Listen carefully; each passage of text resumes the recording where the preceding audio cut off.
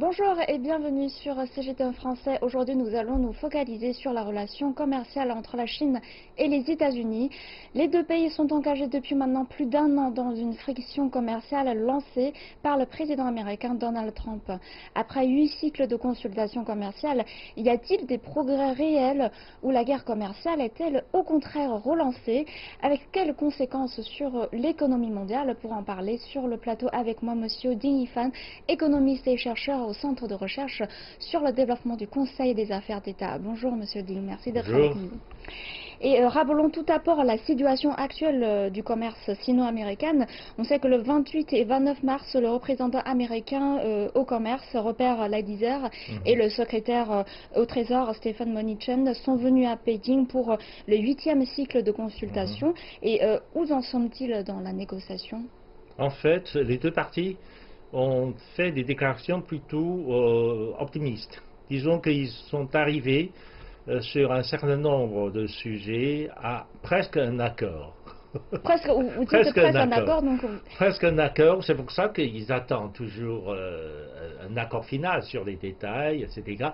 Quoique les détails n'ont pas été complètement annoncés. Parce qu'on sait qu'ils ont fait des progrès sur l'aboutissement de ces négociations, etc. Mais comme les détails de négociations n'ont jamais été annoncés, donc on ne sait pas trop.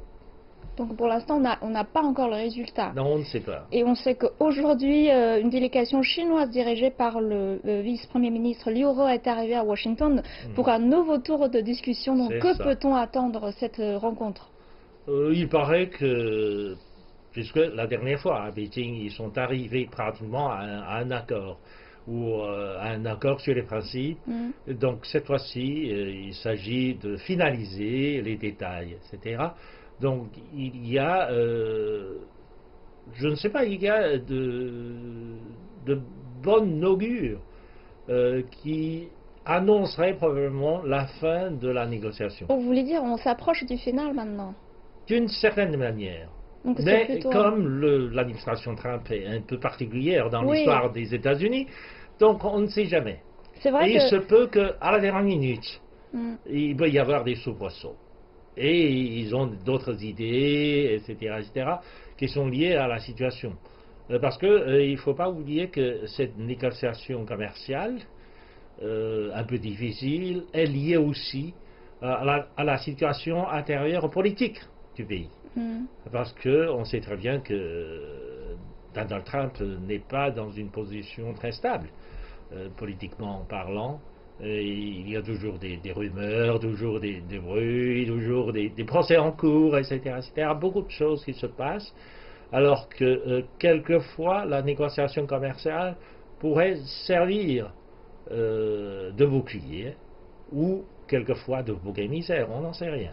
Est-ce que maintenant le président américain Donald Trump est sur une position moins favorable par rapport à il y a un an?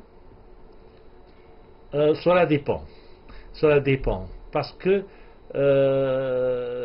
le fait même d'être élu président des États-Unis a provoqué une division politique profonde dans le pays. Si bien que ceux qui sont pour Donald Trump sont toujours des partisans de Donald Trump. Ils soutiennent Donald Trump dans sa résolution de construire un mur avec le Mexique, dans la résolution d'imiter les immigrés, etc., etc., voire même dans la résolution du lancement de la guerre commerciale. Et tout cela, en dépit des conséquences néfastes déjà sur l'économie américaine. Ils sont prêts à faire des sacrifices, cela. Mais pour d'autres, la situation est catastrophique. Parce que depuis le temps, depuis l'arrivée de Donald Trump à la Maison-Blanche, on a fait baisser les taxes sur les riches, sur les entreprises, etc. Mais cela n'a pas eu d'effet positif. Par exemple, sur le revenu des classes moyennes ou des classes modérées, disons. Cela n'a pas eu d'effet positif. Donc ceux-là sont complètement mécontents de cela. Ils disent que les mesures que vous avez prises ne favorisent que les riches.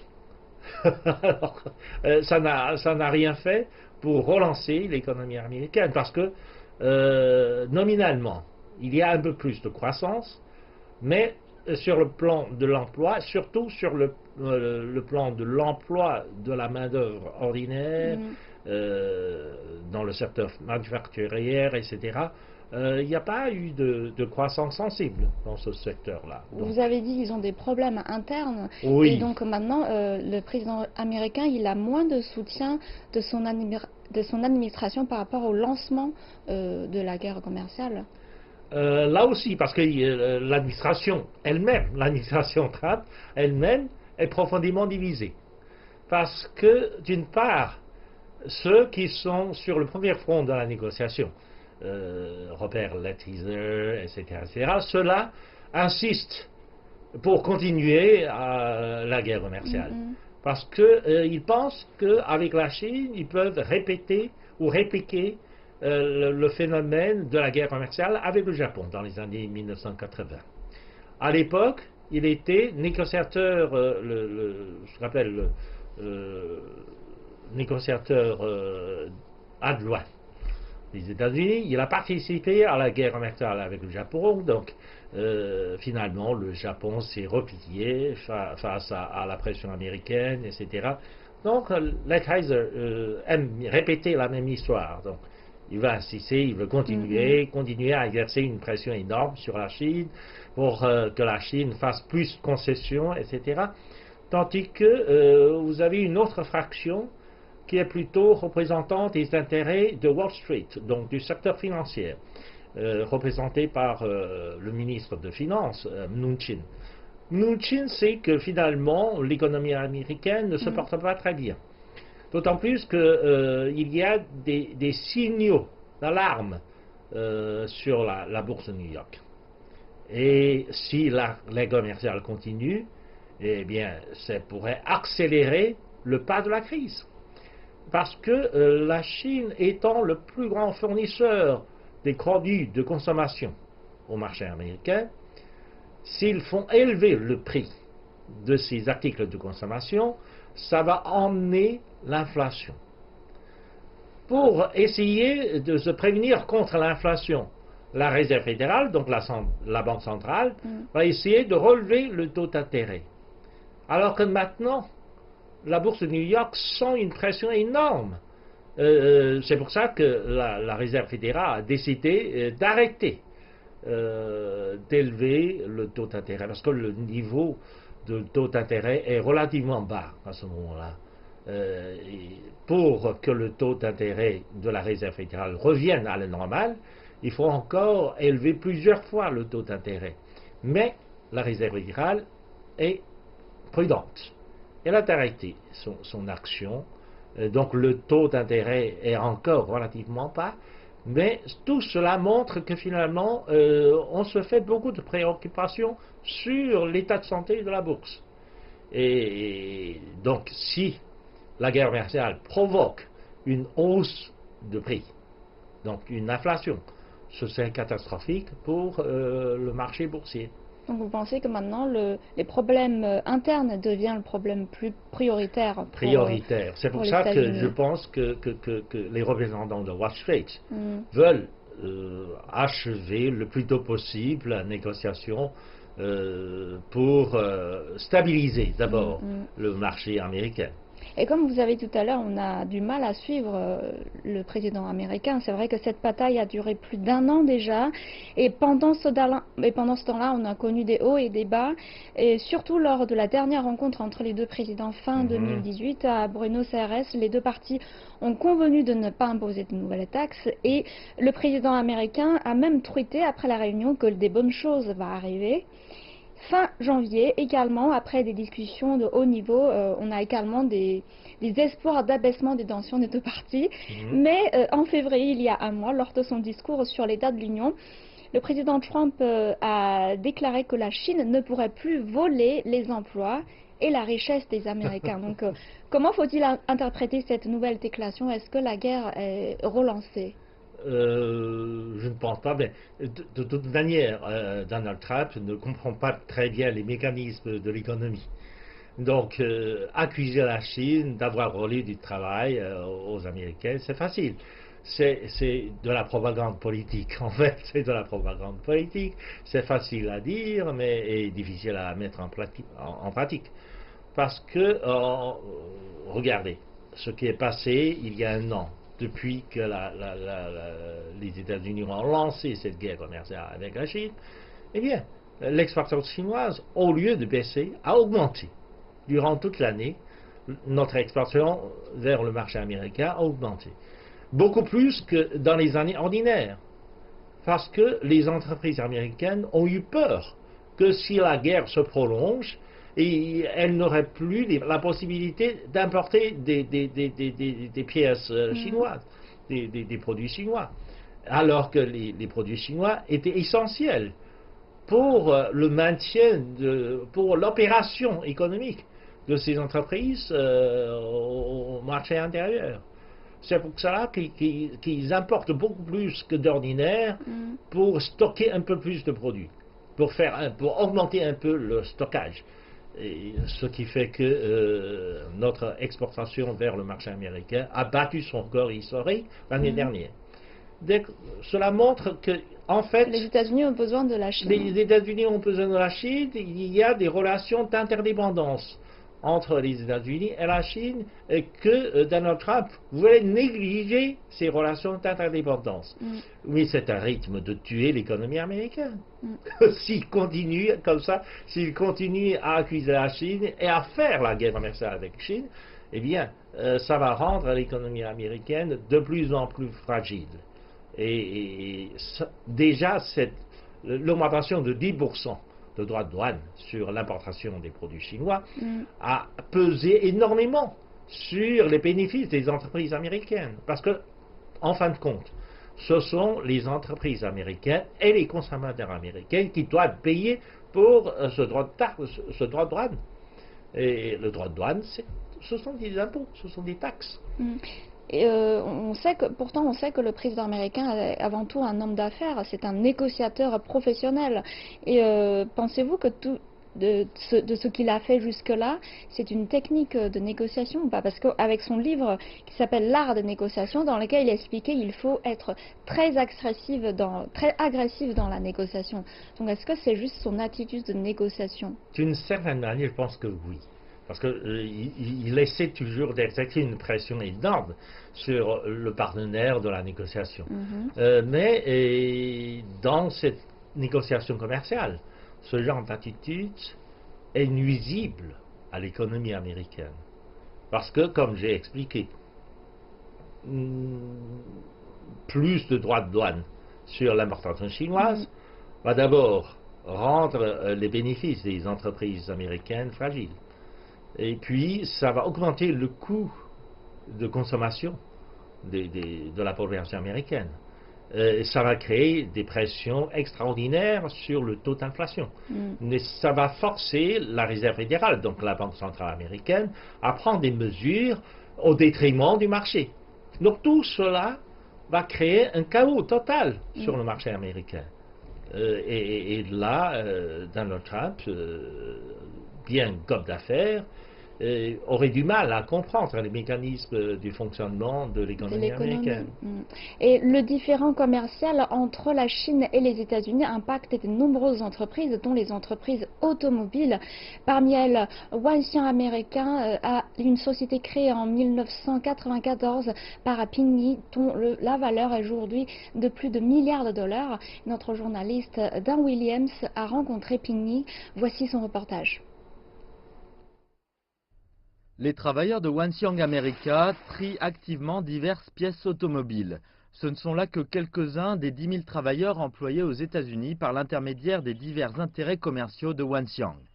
La société a été créée en 1994 par Ping Yi, qui préparait un doctorat au Kentucky. Un investissement initial de 20 000 $ est devenu une entreprise de plusieurs milliards de dollars. Mais comme de nombreuses entreprises automobiles, Wanxiang a été frappé par le différend commercial entre la Chine et les États-Unis. Je vois le négatif et le positif. Le négatif est que, évidemment, les tarifs nous ont rendus moins compétitifs, ce qui est évident. Mais le côté positif est que, franchement, cela nous a rendus plus uniques aux États-Unis, car la crise est toujours aussi une opportunité. Nous avons donc parlé à des clients, bien que ceux-ci n'apprécient pas les tarifs, mais nombre d'entre eux ne changent pas leur façon de faire des affaires, parce qu'ils pensent tous que le tarif est une question à court terme. Une nouvelle usine pour résoudre le problème des tarifs, car ils estiment qu'au moment où ils ont installé l'usine aux États-Unis, le problème des tarifs est déjà réglé. Nous sommes donc de retour à la case départ. Et malgré les indications selon lesquelles les deux parties pourraient se rapprocher d'un accord, les relations entre les deux pays sont toujours possibles et prévisibles selon Pinny dans les relations américano-chinoises. Ne comptez pas sur le fait qu'il n'y aura pas de conflit. C'est la nature humaine. Vous avez deux pays aussi vastes, ils ne sont pas nécessairement alignés à 100%. Cela ne devrait pas être égal. Systèmes différents, histoire, cultures différentes, structures différentes, donc ils ne seront pas alignés à 100%. Mais nous pouvons travailler ensemble tant que nous pourrons travailler ensemble pour trouver un compromis. Je dirais que ce sera mieux pour les deux pays. J'appelle cela la gravité. La gravité va vous rassembler. Il n'y a pas d'autre choix. Sinon, il y aura trop de dégâts des deux côtés. Wanxiang America a diversifié ses intérêts commerciaux aux États-Unis ces dernières années, mais leur principal objectif reste l'industrie automobile. C'est pourtant un secteur qui devrait subir des changements importants dans les années à venir, avec le passage aux véhicules électriques et autonomes.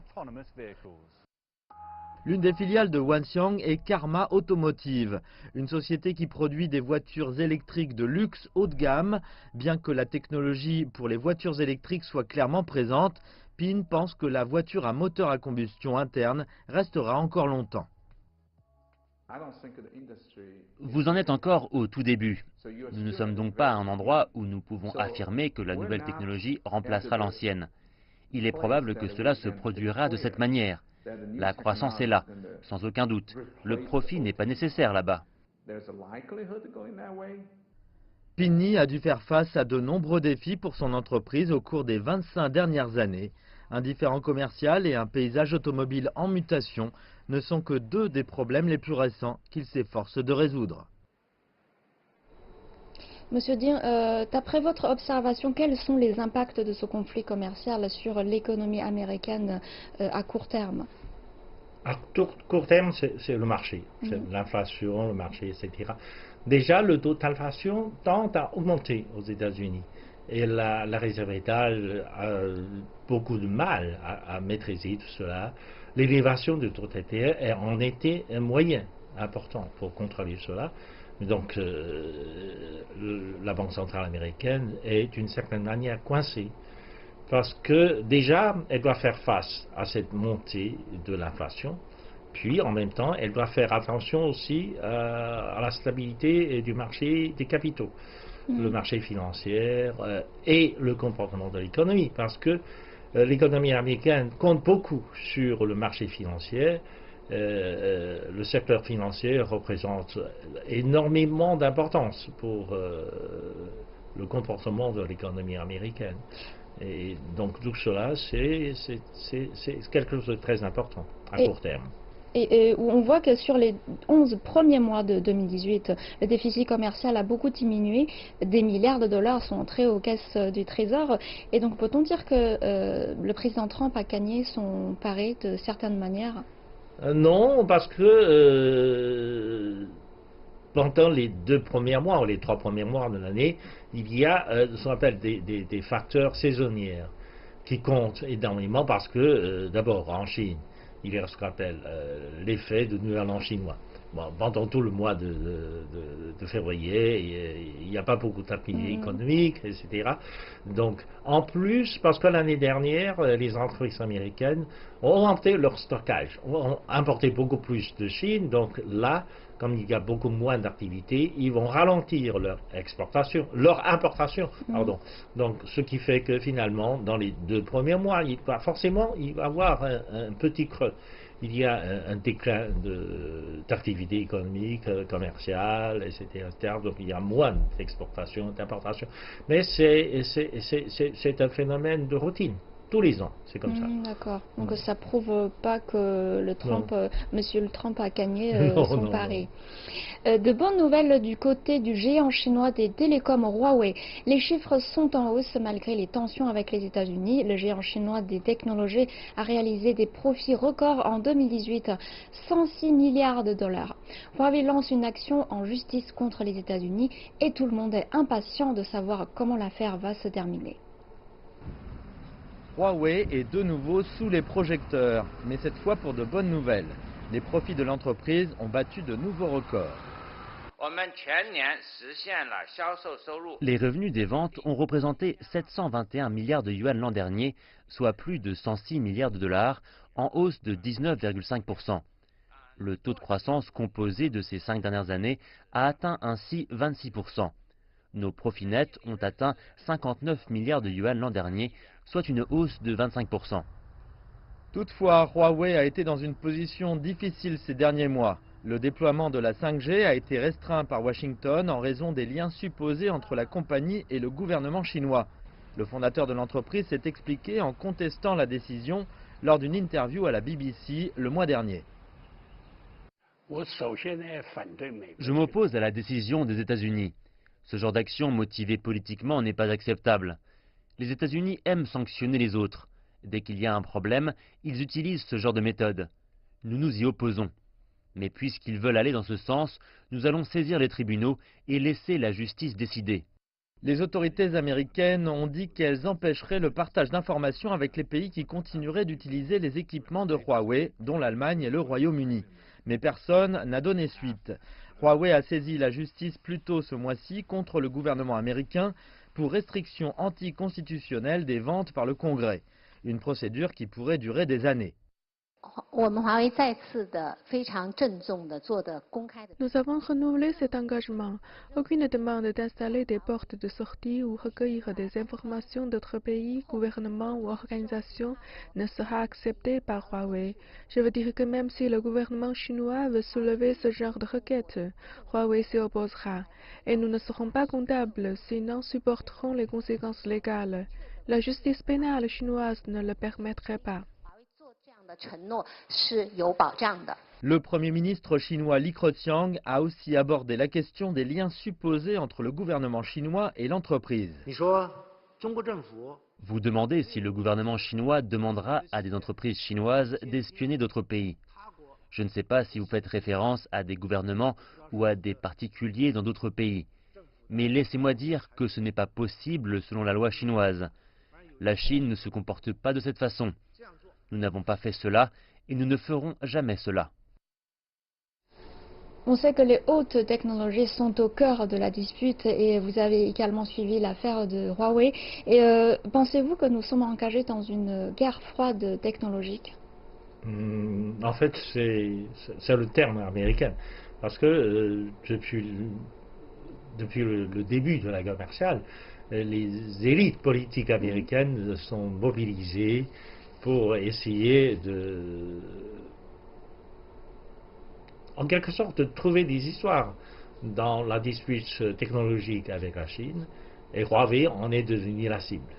Car Huawei est le leader du marché mondial.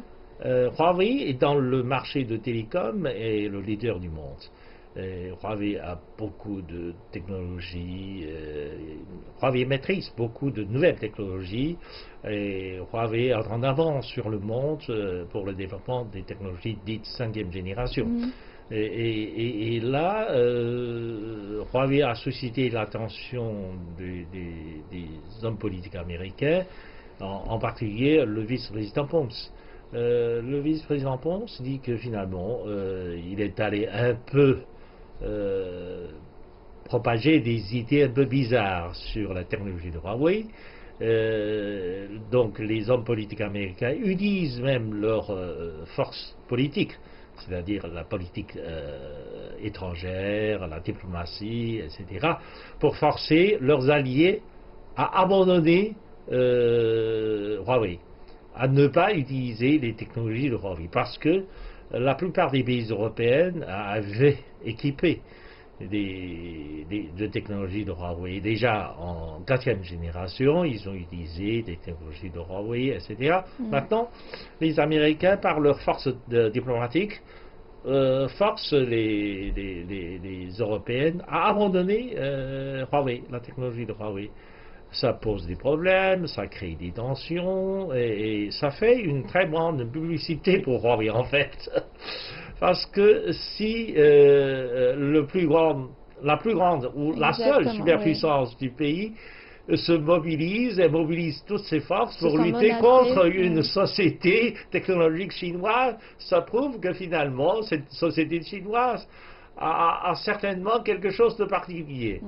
Donc c'est vraiment une très grande publicité pour Huawei. Et l'objectif des États-Unis est plutôt clair. Donc, à votre avis, jusqu'où peut aller cette bataille de technologie?